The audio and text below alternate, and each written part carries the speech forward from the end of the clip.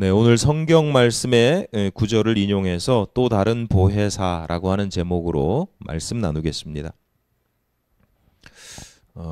여러분 기도해 주셔야 될 게 또 한 가지 있는데 그 박철남 집사님 가정이 이사를 준비 중에 있습니다.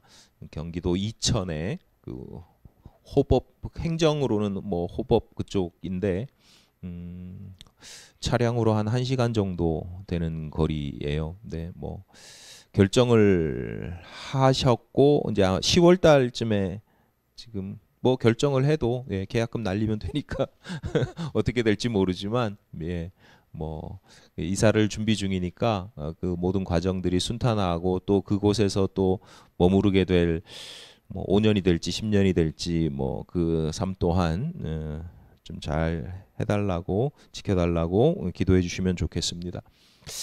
한 달 전쯤인가요? 한 그쯤 되는 것 같은데 한두 달 전쯤에 그 이사할 집에 이제 가서 보는데 계약하기 전에 저도 같이 갔습니다. 산자락 아래에 잘 가꾸어진 몇 집이 있었는데 그 중에 한 집이었고요. 보면서 이 집 주인이 굉장히 부지런하구나 바지런하구나 싶었습니다.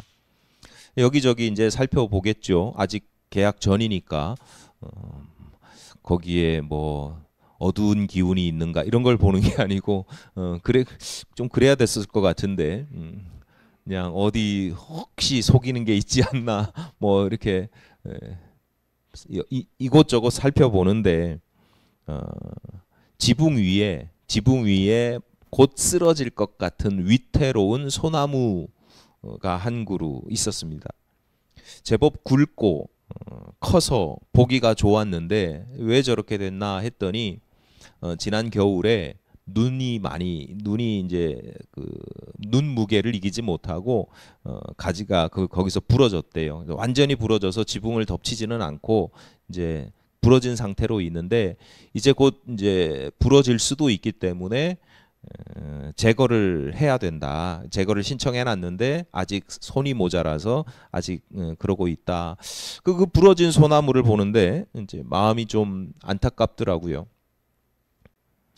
집을 보러 갔잖아요. 그러니까 아이고 저게 때를 따라서 꽃가루도 날릴 거고 솔잎이 떨어지고 솔방울이 떨어지면 지붕 위에서 떨어지면 그게 다 우수관을 그 빗물바지 이런 걸 다 막아가지고 저게 참 고생스러울 건데 그게 다 보이는데도 그런데도 야, 저 소나무가 살아 있었으면 참 멋있었겠다 싶을 정도로 아주 멋있는 그런 안타까움이 들 정도로 아주 잘생긴 소나무였습니다. 존재하는 것, 존재라고 하는 것, 그러니까 존재라고 하는 것은 모든 존재는 힘이 있습니다. 소나무가 그늘지고 비탈진 산자락에서도 그렇게 크고 멋있고 아름답게 잘 자랄 수 있었던 것은 그 나무가 가진 힘이 있었다는 것이고 그 힘이 굉장히 세다라고 하는 것을 방증합니다. 생명이 가진 힘입니다. 돌 틈에서도 솟아 올라오는 그 생명이 가진 힘이 결코 작지 않습니다. 그런데 때를 따라서는요, 눈의 무게를 감당하지 못합니다. 여러분 눈이 무겁다 뭐 이런 생각 드세요? 눈 안 맞아 보신 분 없으시죠? 눈 맞을 때 아이고 무거워 이러지 않잖아요. 눈이 좀 쌓여도 그 눈이 얼마나 가벼워요. 온몸이 눈으로 덮여도 결코 우리는 무겁다는 생각을 하지 못합니다. 그렇게 가볍죠. 그런데 눈은 게다가 무생물입니다. 물질이에요. 그러니까 생물이 아니다, 물질이다라고 하는 건 이 눈이 의지가 없다는 거예요. 존재하긴 하지만 의식이나 의지가 없어요. 의식이라는 건 어떤 자기 생각, 의지, 그대로 뭘 하겠다고 하는 의지, 뜻 이런 것들이 무생물이기 때문에 없어요. 그냥 주변 환경에 따라서 기온이 올라가면 금세 녹아서 사라져요. 그러니까 눈이라고 하는 존재가 뭐 어렸을 때 다 막 눈이 내려서 너무 좋았는데 다음날 가보면 막 다 없어지고 그러잖아요. 그러니까 눈이라고 하는 존재가 아주 잠시 잠깐 있다가 가는 거예요. 그런데 이런 존재인 눈도 쌓이고 쌓이다 보면 지속적으로 쌓이고 버티면 그 큰 나무를 부러뜨리는 거예요. 제가 소나무를 봤을 때는 눈이 있어요, 없어요? 없었습니다. 그러니까 부러진 나무만 보이는 거예요.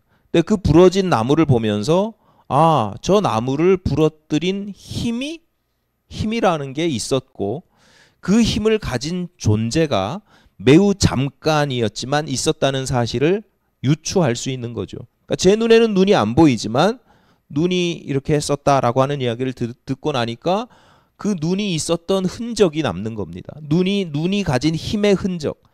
눈이라고 하는 존재는 사라졌지만 존재했었다는 흔적을 남겼다라고 하는 거예요. 우리 인생도 마찬가지입니다. 시편 90편 10절 말씀입니다. 우리의 연수가 70이요 강건하면 80이라도 그 연수의 자랑은 수고와 슬픔뿐이요 신속히 가니 우리가 날아가니이다. 우리 정혜경 권사님 댁에 신방 갔을 때 드린 말씀인데요. 사실 고대 사회에서 70, 80까지 산다? 뭐 불가능에 가까운 일입니다. 뭐 불과 우리 100년 전, 50년 전만 하더라도 환갑잔치를 했었잖아요. 그러니까 61세를 사는 것이 정말 기쁘고 드문 일인 거예요.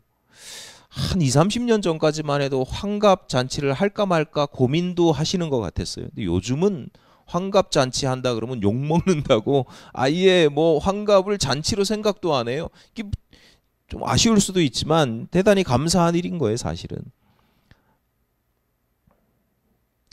많은 분들이 70을 진갑으로 알고 계신데 61세가 진갑입니다. 그러니까 진짜는 나아갈 진짜예요. 그러니까 환갑에서 더 나아갔다. 환갑까지 사는 것도 대단한데 더 산데 이게 진갑이에요.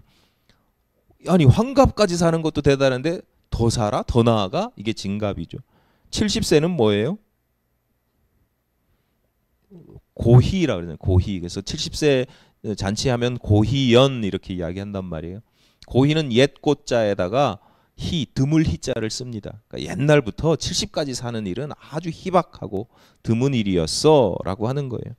그러니까 시편 90편 기자가 좀 뻥이 세죠. 우리의 연수가 70이요 강건하면 80이라도 이렇게 이야기를 하잖아요. 그러니까 고대 사회에서 보면 뻥이 좀 센 겁니다.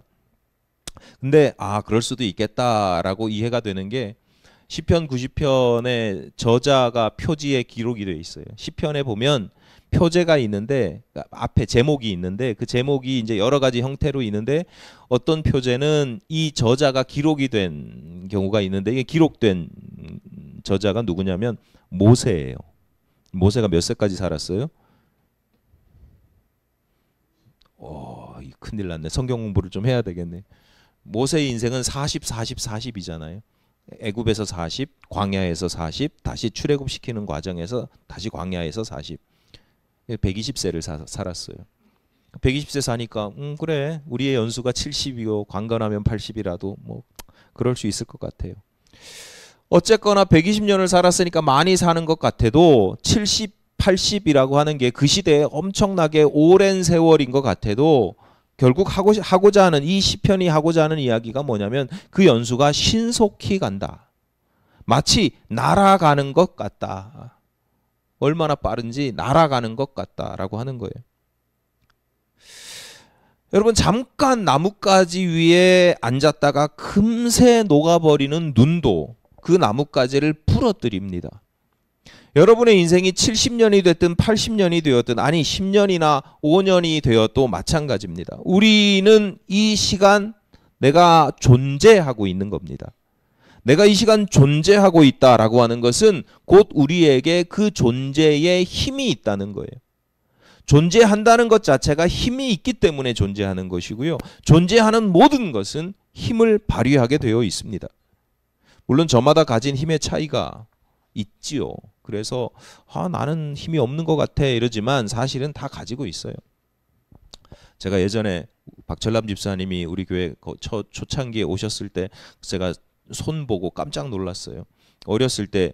제가 어렸을 때 주먹대장이라고 하는 만화가 있었는데 그 보면 주먹대장 한 손 주먹이 엄청나게 커요.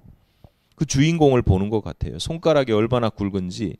그 사연을 들어보니까 날마다 닭을 이제 실어 나르느라고 굵어졌다는 거예요. 그래서 그 이야기를 듣는데 제 마음에 강렬하게, 지금도 그래요. 제가 지금도 박철남 집사님 보면, 손 보면 딱 떠오르는 이미지가, 마음의 생각이 뭐냐면 존경스럽다는 거예요. 존경스럽다. 크게 두 가지인데, 하나는 가정을 건사하느라고 그렇게까지 수고하는 것이 대단하죠. 또 한 가지 이유는 뭐냐면 저는 엄두를 못 내는 일이에요.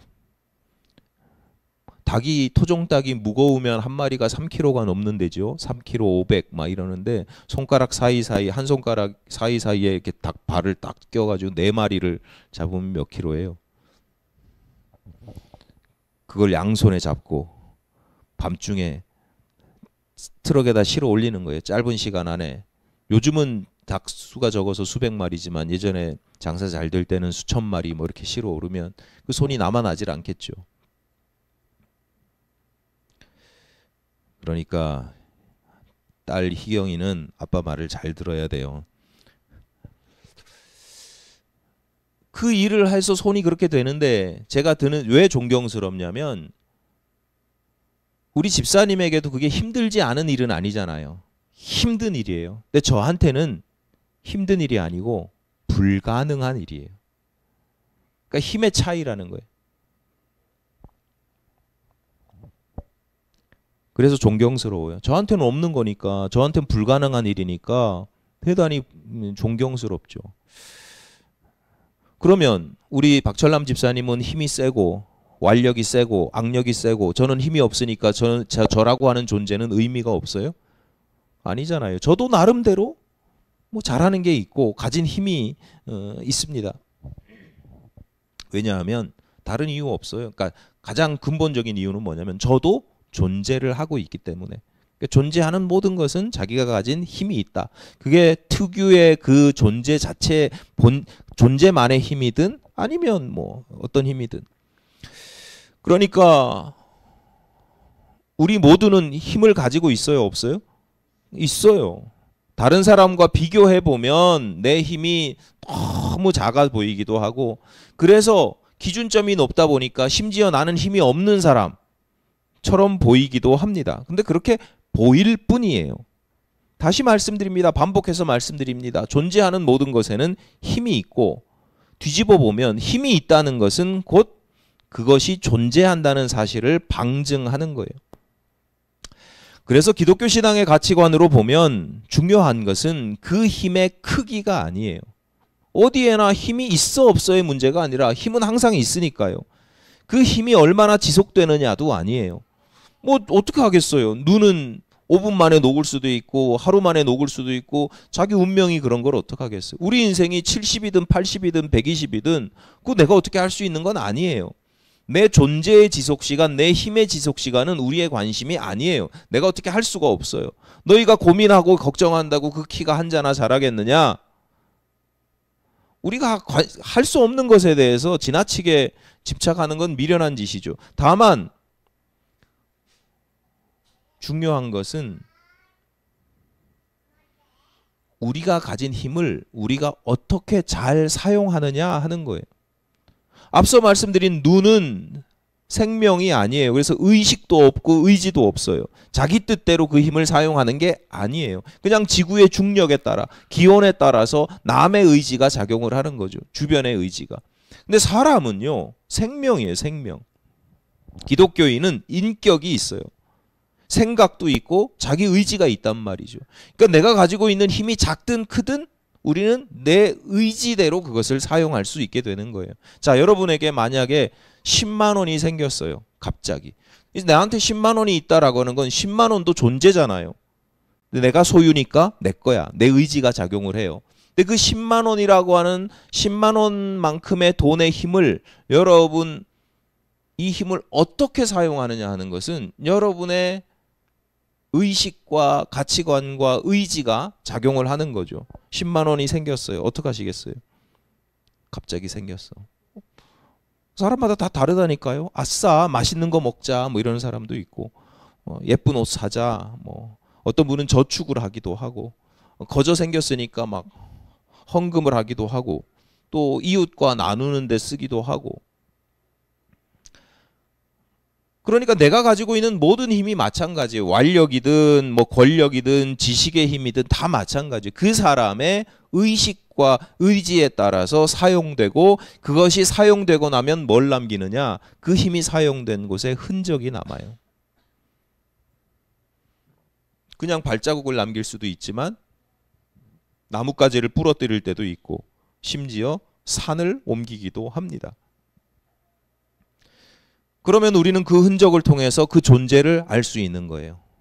아, 이 흔적을 보니까 이 존재가 여기 있었다. 그리고 그 존재가 때로는 존경스럽다, 때로는 이기적이다, 못됐다.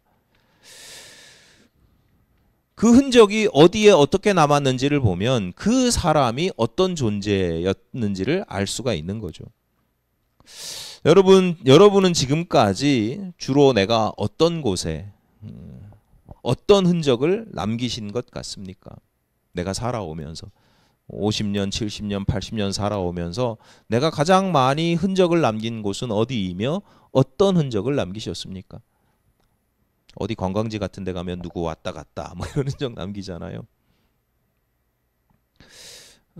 나에게는 어떤 힘이 있는지를 먼저 헤아려 보시면 좀 판단하기가 쉽습니다. 나에게 어떤 힘이 있는지 헤아려 보시고 이제부터라도 그것이 작거나 적다고 없다고 낙담하지 말고, 아, 내가 가지고 있는 작은 힘이라도 이왕이면 바르고 이왕이면 거룩하고 이왕이면 복되게 사용할 수 있는 길을 모색해 보시기를 바랍니다. 우리의 기도가 그런 거예요. 설교를 듣고 나면 하나님, 제가 요 정도 힘을 가지고 있는 것 같은데 어디에 잘 사용하면, 잘 활용하면 좋을까요? 그게 기도하는 게 당연한 거죠. 그게 신앙이에요.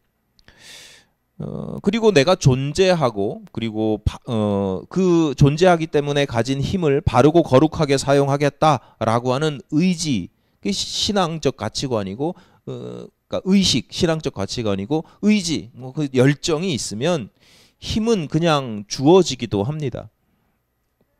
하나님께서 우리에게 성령을 부어주시는 이유입니다. 누가복음 10장 9절에서 10절입니다. 내가 또 너희에게 이르노니 구하라 그러면 너희에게 주실 것이요 찾으라 그러면 찾아낼 것이요 문을 두드리라 그러면 너희에게 열릴 것이니 구하는 이마다 받을 것이요 찾는 이는 찾아낼 것이요 두드리는 이에게 열릴 것이니라. 내가 구하는 것, 우리 성도들에게 늘 드리는 말씀이지만 내가 구하는 것에 구할 이상은요, 결과물이 아니라 힘이어야 돼요. 수단이어야 돼요. 그게 건강한 신앙이에요. 뭘 하기 위한 힘을 주십시오가 팔할 구할은 넘어야 돼요.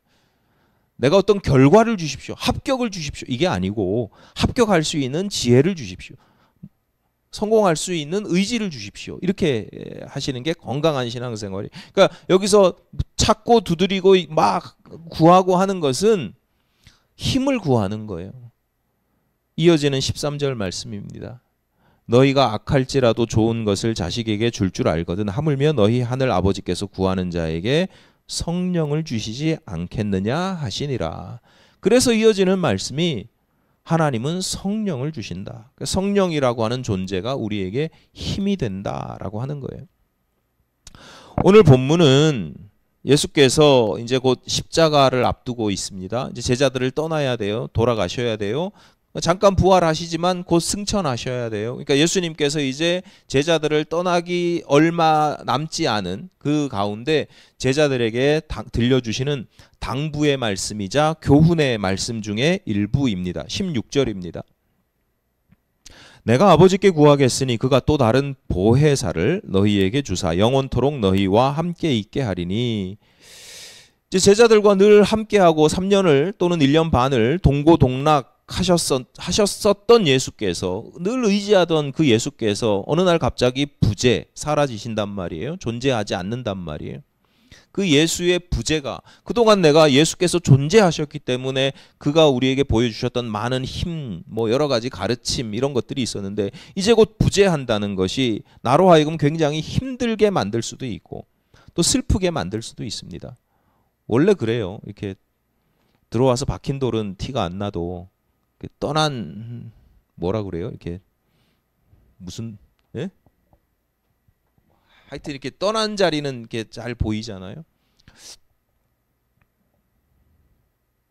그러니까 그 부재를 생각하면 염려되고 실제로 그 부재를 경험하면 두렵고 걱정되고 뭐 아마 여러분도 아마 그런 경험들 해보셨을 거예요. 부모님 돌아가시고 나면 돌아가시는 그 순간에는 뭐 그냥 슬프고 많은데 계속 그 부재를 느낄 때가 있어요. 참 서글프기도 하고 안타깝기도 하고 예수께서 제자들에게 내가 부재할 때를 대비해서 또 다른 보혜사를 너희에게 보내주시도록 하겠다. 그러니까 지금까지는 예수께서 보혜사 역할을 하셨는데 이제 내가 없으니 그 보혜사 역할을 하는 또 다른 존재를 보내셔서 나의 빈자리를 채워주시겠다. 이어지는 17절입니다.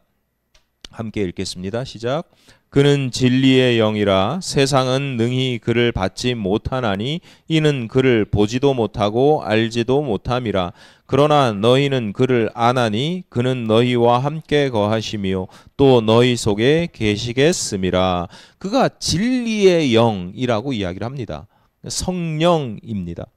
예수께서 말씀하신 것처럼 예수께서 이제 부활하시고 승천하시면서 제자들에게 이야기하잖아요. 약속하신 성령을 기다려라. 계속 기도해라. 예루살렘을 떠나지 말고 약속하신 성령을 기다려라. 그래서 다락방에서 기도하던 제자들에게 성령께서 강림하셨습니다. 예수의 말씀이 그대로 이루어지고 그 강림하심으로 인해서 교회가 시작이 돼서 오늘날까지도 교회가 지속되고 있는 겁니다. 성령을 쉽게 이야기하기 위해서 보통 두 가지 측면으로 나눠서 설명을 할 수 있습니다. 하나는 존재이고 하나는 능력입니다. 그래서 앞서 제가 계속 존재와 힘에 대해서 제가 계속 말씀드린 이유예요. 성령도 존재와 능력으로 존재와 힘으로 나눠서 말씀을 이해를 합니다. 그러니까 지난주 성령 강림 주일에 갑절의 영감, 갑절의 성령의 역사하심, 갑절의 성령 이것은 능력을 강조하는 표현입니다. 성령을 존재로서 생각하면 갑절이라고 이게 몸무게가 많이 나가시나 뭐 이렇게 생각할 수는 없잖아요. 옛날에 부흥사 목사님들이 막 집회하다 보면 성령 받아라 막 이렇게 이야기한단 말이에요. 성령을 존재로 생각하면 성령 받아라 이렇게 할 수 있어요? 성령 하나님이신데 어디다 대고 감히 성령을 받으라 마라.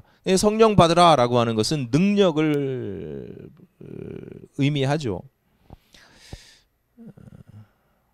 그런데 성경에 보면 그런 성령이 능력으로 나타나는, 능력이 강조되어서 나타나는 경우도 있지만 오늘 본문의 경우는 대표적으로 성령의 존재를 이야기하고 있는 본문 중에 하나입니다.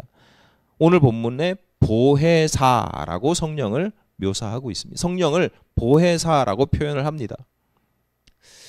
어쨌거나 여러분 기본적으로 존재와 능력으로 우리가 이해하기 쉽게 구분을 하는 것이지만 앞서 구구절절 말씀드린 이유가 그 존재로서의 성령이라고 해서 능력이 없는 게 아니고 능력으로서의 성령이라고 해서 존재하지 않는 건 아니다.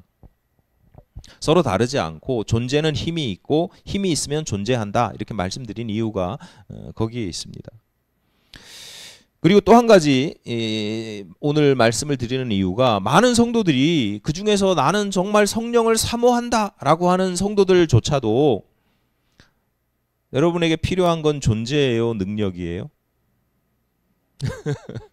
당장 나에게 필요한 건 능력이란 말이에요. 그러니까 능력의 측면에 치우쳐서 성령을 이미지화하고 간구하고 사모하고 그렇게 살아가기를 뭐 그런 경우들이 종종 있어요. 물론 지난주에 말씀드린 것처럼 능력으로서의 성령이 중요하고 필요하지만 성경에 성령의 능력이 나타나는 이유는 그것을 통해서 존재를 보여주시는 거예요.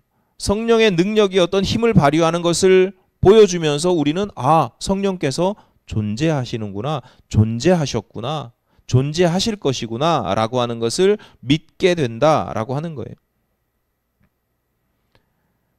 그러니까 성령의 능력이 나타났다라고 했을 때 능력에만 우리의 관심이 사로잡히면 안 되고 존재를 볼 수 있어야죠. 부러진 나뭇가지를 보면서 눈이라고 하는 존재는 사라졌지만 눈이라고 하는 존재가 저기 있었구나라고 유추할 수 있는 것처럼, 특히 성령은 인격체, 이렇게 신학적인 용어로 인격체, 인격적인 신, 뭐 인격신 이런 식으로 표현을 합니다. 이게 뭐 무슨 사람이다 이런 뜻이 아니고 그냥 그 전문 용어예요. 신학 용어예요. 무슨 얘기냐면 앞서 말씀드렸듯이 의지가 있고 의식이 있다. 사람이 의지가 있고 의식이 있잖아요. 그러니까 오늘 본문은 그 인격적인 존재로서의 성령을 뭐라고 표현하느냐? 보혜사, 이렇게 표현을 하고 있습니다. 성숙한 성도들은 성령을 단지 내 삶을 조금 더 발전시키고 개선시키고 내 문제를 해결하는 그런 도구나 능력 정도로만 이해를 하시면 안 되고, 그런 수단으로 여겨서도 안 되고, 성령은 인격적인 신, 하나님이시다. 성령은 하나님이시다. 존재하시는 하나님이시다. 과연 어떤 하나님인가? 왜 보혜사라고 말씀을 하시는가? 사실 보혜사라고 하는 단어는 원래 세상에 없던 말입니다. 만들어진 말이에요. 그러니까 서구 문명이 이제 기독교 문명하고 같이 이렇게 기독교 신앙이랑 들어오면서 이제 번역해야 될 일들이 많은데, 어떤 것들은 여러분 뭐 예를 들어서 예수님께서 십자가 지시기 전에 어느 산에서 기도를 하셔요? 감람산 이렇게 기도하잖아요. 감람이라고 하는 나무가 있거든요. 근데 사실은 올리브산이에요. 올리브산. 올리브 이렇게 이야기하면 요즘은 다 알지만 옛날에는 올리브를 모르잖아요, 사람들이. 그러니까 비슷한 나무 감람산, 뭐 이렇게 감람 이렇게 이야기를 하는 거예요. 면류관은 우리 저 하늘나라에서 쓰는 거로 생각하시기 쉽지만 원래 중국 황제가 쓰던 관 중에 하나예요. 그러니까 그런 걸로 대치해서 쓰는데, 야, 이 보혜사는 대치할 말이 없는 거예요. 그러니까 대치할 말이 없으면 만들어야죠. 뭐 새로 만들어야죠. 그래서 만들어진 단어가 보혜사입니다. 그러니까 그 의미를 강조한 거죠. 보호하시고 보혜, 은혜를 베푸시고 스승이 되어주시는 분, 이런 뜻이죠. 일종의 의역인데 원래 원어는 파라클레토스라고 하는 단어입니다. 파라클레토스. 주로 이 파라클레토스라고 하면 변호사를 의미합니다. 변호사. 조력자, 변호사. 그러니까 내가 또 다른 변호사를 너희에게 보내리니, 이렇게 번역을 해버리면 이게 말이 안 되는 거예요. 그래서 이게 도대체 예수께서 보혜사를 보내주신다고 했는데 왜 굳이 보혜사라는 표현을 쓰셨는지, 보혜사라는 단어는 이미 의역이 된 것이기 때문에 원문인 파라클레토스라는 단어를 통해서 우리가 그 뜻을, 본질적인 의미를 추정할 수 있어요. 파라라고 하는 것은 접두사입니다. 파라가 두 가지 의미로 접두사로 사용되는데, 파라솔 할 때는 솔이 태양이니까 파라솔은 태양을 막아주는 거예요. 파라는 막는다, 이런 뜻으로 파라솔. 기찻길 보면 이렇게 평행해서 가잖아요. 평행선을 패러렐이라고 합니다. 거기 패러렐의 파라는 같이 간다, 옆에서 같이 있는다, 이런 뜻이에요. 그러니까 파라클레토스의 파라는 후자에 가깝습니다. 같이 있는 존재, 같이 있다.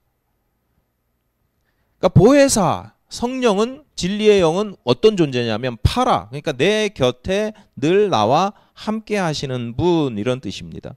그래서 오늘 본문에서도 영원토록 너희와 함께 있게 하리니, 이런 표현들이 이게 변호사는 영원토록 함께 하지 않거든요. 근데 파라클레토스는 영원토록 너희와 함께 있을 거야. 평행선처럼 계속 같이 가는 거죠.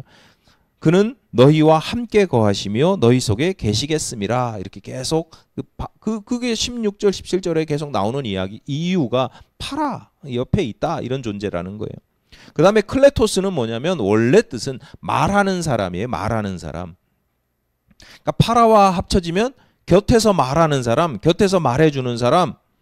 그래서 이건 세 가지 정도로 이해할 수 있는데, 첫 번째로 가장 많이 쓰이는 변호사, 변호인입니다. 옆에서 대신해서 말해주잖아요. 법정 용어나 모르고 이런 게 기술을 모르니까 대신 말해주는 사람이 변호인인데 그냥 말만 대신해주는 게 그냥 무슨 뜻이야 이렇게 대신 전해주는 게 아니라 변호를 함으로써 이 사람을 도와주잖아요. 그래서 조력자라는 뜻이 있습니다. 돕는 사람. 말로써 돕는 사람이라는 게 첫 번째 뜻이고요. 가장 큰 뜻이고 두 번째는 어쨌거나 스승이고 진리를 가르쳐 주시는 옆에서 말로써 진리를 가르쳐 주시는 분이고 그래서 진리의 영이다. 그리고 마지막으로는 이제 응원하고 격려하는 거죠. 힘내 이놈의 시기 힘내 뭐 이렇게 해주시는 분이죠. 자 다시 말씀드리지만 성령은 존재입니다. 그런데 무생물이 아니에요. 물질이 아니에요. 인격적으로 존재하시는 분이에요. 그래서 당신의 뜻이 있고 당신의 주장이 있어요. 당신의 의지가 있고 의식이 있어요. 그러므로 보혜사 성령이라고 할 때 보혜사 성령께 나에 대한 보호를 구하고 은혜를 구하고 스승이라고 하는 능력만을 구하면 좀 위험한 겁니다. 여기서는 지금 존재로서 이야기를 하고 있으니까 진리의 영 존재로서 이야기를 하는데 그 존재가 가진 힘만 내가 빼먹겠다. 그렇게 생각하시면 보혜사 이런 능력만 구하면 이게 위험한 거죠. 건강한 신앙이 아닙니다. 얼마 전에 이천에서 회의가 있어서 운전을 하고 갔는데 한 1시간 정도 좀 안 걸리더라고요. 운전을 하고 가는데 이제 분당에서 벗어나기 얼마 뭐 외곽으로 빠지는 게 거리가 얼마 되진 않았지만 그 짧은 시간에 내비게이션이 계속 뭐라고 말을 하고 단속 카메라 뭐 어린이 보호구역 앞에서는 뭐 띵동띵동띵동 띵띵띵띵 막 이렇게 알려주기도 했습니다. 그 내비게이션의 소리가 제 귀에 들렸을까요? 안 들렸을까요?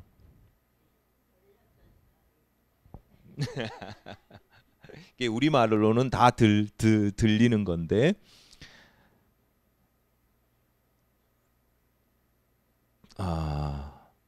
들렸을까요? 영어로는 구별이 됩니다. 영어로는 이제 hear 하면 들리는 거예요. 나의 의지와 상관없이 들리는 거예요. listen이라고 하면 내가 듣는 거예요. 집중해서 듣는 거예요. 제가 hear 했겠습니까? listen 했겠습니까? 그렇죠. 들리긴 하는데 집중은 안 하죠. 신경은 전혀 안 쓰죠. 왜 그래요? 그쵸. 내가 더 잘 알아. 어디에 뭐가 있는지 더 잘 알고 내비게이션은 신호 체계도 모르잖아요. 딱 가서 봤는데 신호가 어떻게 됐어? 그러면 이쪽으로 돌아서 가는 게 더 빨라. 이런 걸 다 알잖아요. 그런데 왜 내비게이션을 켜요? 다 아는데.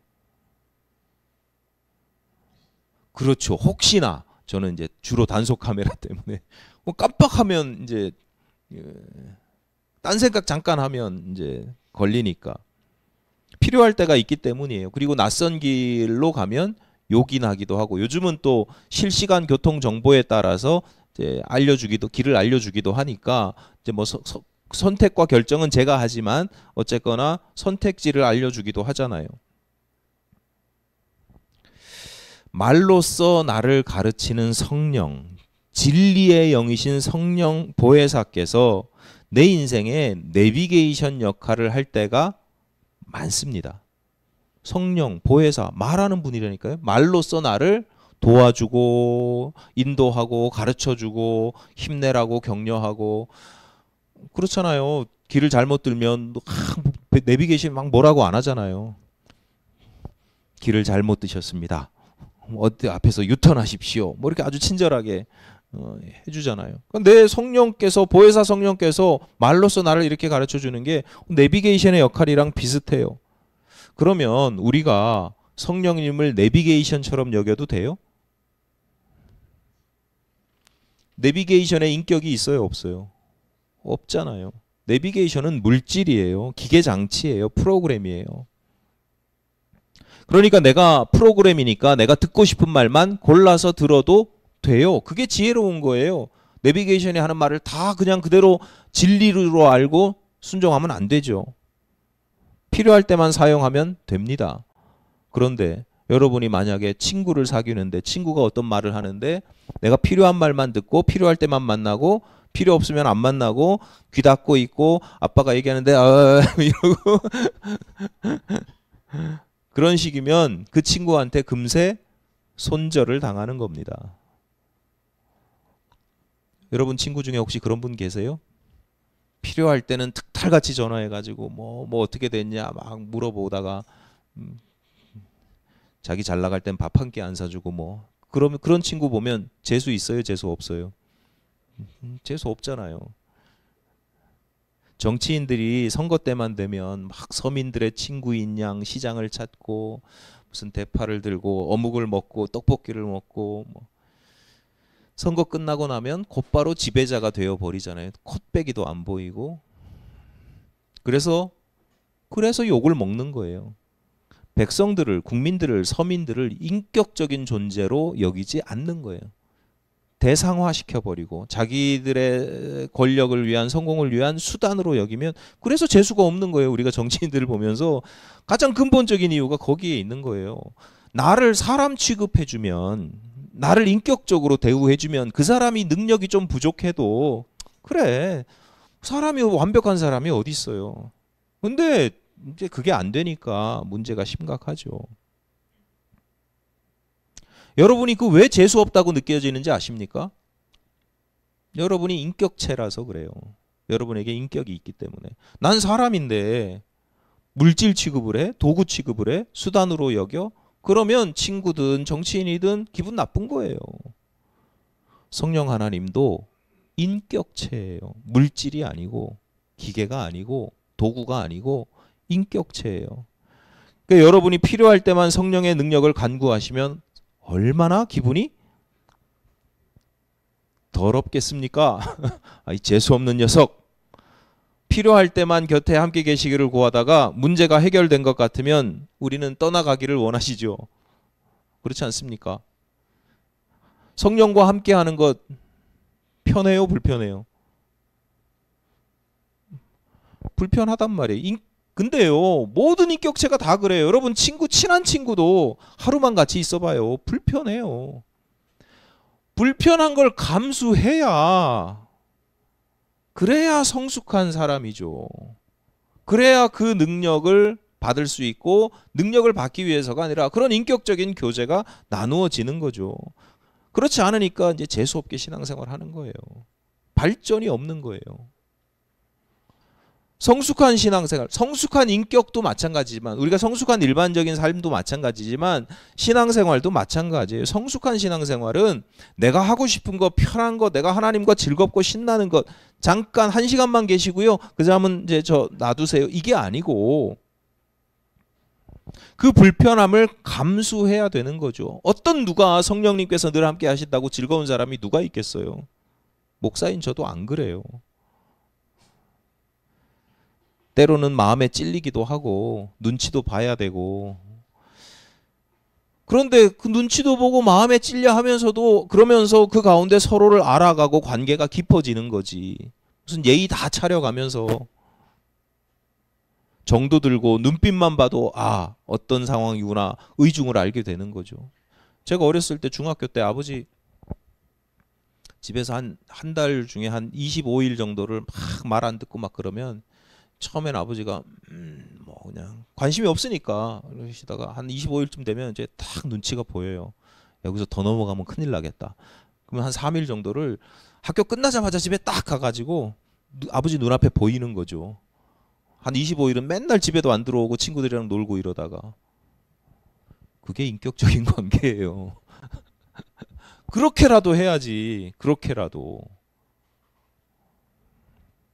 눈빛만 봐도 의중을 알 수 있는 게, 하나님과, 성령 하나님과의 관계가 그런, 성령을 능력으로만 생각하고 도구로만 생각할 게 아니라 그런 존재로서의 의식이 있어야 된다. 여러분, 그리스도인인 우리는 성령의 사람입니다. 그래서 아까 인사할 때도 2주 동안 그렇게 반복해서 인사를 했습니다.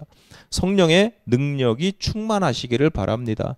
더불어서 성령 하나님과의 관계가 친밀하시기를 바랍니다. 성령께서 말씀하시면 귀 기울여 들으십시오. 내비게이션처럼 필요한 말만 싹싹 골라서 먹고 이거는 나하고 상관없는 이야기야. 이러시면 안 돼요. 성령은 인격체니까 귀 기울여 들으시고 성령의 도우심과 보호하심을 받기만 하는 것이 아니라 구하기만 하는 것이 아니라 그 말씀에 순종하십시오. 성령께서 기껏 이렇게 말씀해 주셨는데 세상은 성령을 모른대요. 알지도 못하고 듣지도 못해요. 근데 우리한테는 기껏 말씀해 주셨는데 네, 좋은 말씀이네요. 그러고 말면 얼마나 속상하시겠어요. 능력이 필요할 때만 취사 선택하는 것이 아니라 인격적인 교제를 통해서 늘상 성령님과 동행하시기를 간절히 바랍니다. 그리하여 여러분의 삶에 성령의 흔적이 나타나기를 바랍니다.